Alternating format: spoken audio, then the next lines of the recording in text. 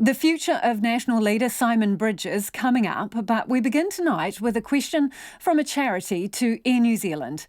Where is the kindness?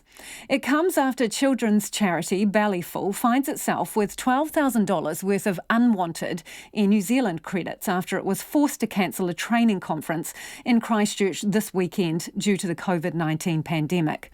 The charity just wants a refund. Its volunteers may not be able to attend a future conference, and the much-needed money could be better used supporting needy families through the pandemic. But it says Air New Zealand won't budge. And as Louise Ternouth reports, while the government urges us all to support domestic tourism, frustrated consumers say that's easier said than done. Bellyful is a charity providing meals for families with newborn babies and sick children, but now they're asking for some charity themselves. The organisation, staffed mostly by volunteers, had a long-planned training weekend booked for this Saturday and Sunday in Christchurch. 61 volunteers and staff from across the country were due to attend, and the event was only financially viable through a grant and fundraising. But now the charity is stuck with almost $12,000 worth of unusable Air New Zealand credit. All CEO Charlotte Delahunty wants is some kindness from Air New Zealand and a refund. Those credits can only be used in the name of the person travelling. We can't put that money towards another training weekend, because if we have one in a couple of year or two's time, we won't necessarily have the same people attending, and we can't use it towards what we need right now. It means that this is this credit on hold that we won't probably be able to access or use. Bellyful wants to use the money from the cancelled flights to instead support struggling families during the pandemic, but Air New Zealand won't come to the party. We're forecasting a 30% drop in revenue for the year, which when you've only got, two FTE spread over 4 people working part-time all around New Zealand, it's going to be job cuts. It's the only other option left to us now. And Bellyful aren't the only ones having a tough time with Air New Zealand. This customer, who asked not to be named, was due to fly London via LA in June. Whilst she did get a refund, she's questioning why the airline took a $500 cancellation fee. I didn't cancel the flight. If I'd cancelled the flight, then I'd be comfortable with a cancellation fee. But it wasn't me who cancelled it. It was them. Do you know what I mean? I don't have any way of getting to London on the day that I purchased the ticket. I don't see it being my fault. Paul Johns had several domestic flights cancelled due to COVID-19. Now the lockdown is over, he wants to rebook. But he says so far it's been a nightmare. The flights that have been cancelled no longer appear, so you don't even know which flights have been cancelled.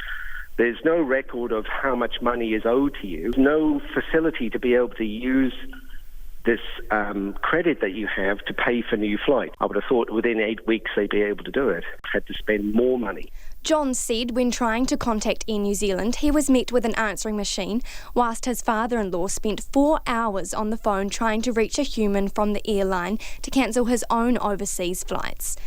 Ray Meldrum also had multiple domestic flights cancelled. He's not happy either. How much money have I actually got in credit? Where is it? How can I see it?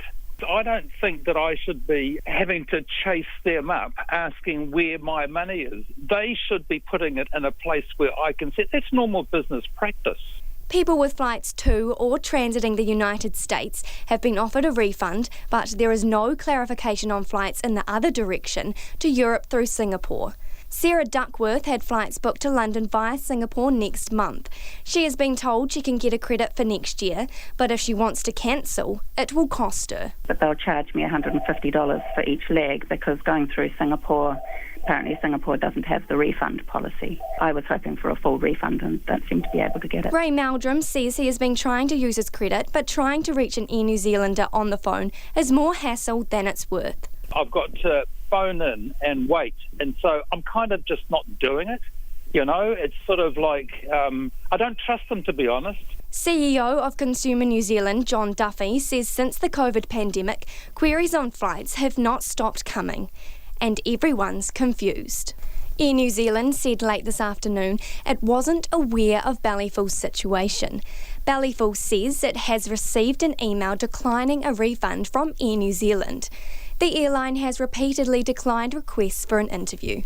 Mō te hōtaka o te ahiahi, ko Louise Ternouth, aho. We would love your feedback on that story. Should Bellyful get their money back? Should Air New Zealand make an exception and give them a refund? You can text us on 2101, you can tweet us at Checkpoint RNZ or email checkpoint@rnz.co.nz. And I know a few of you are having ongoing problems there. Are you being charged cancellation fees? Let us know what your situation is. Again, text us 2101. And after 5:30 tonight, we'll take a look at international travel and whether it could be 5 years or more before it returns to normal.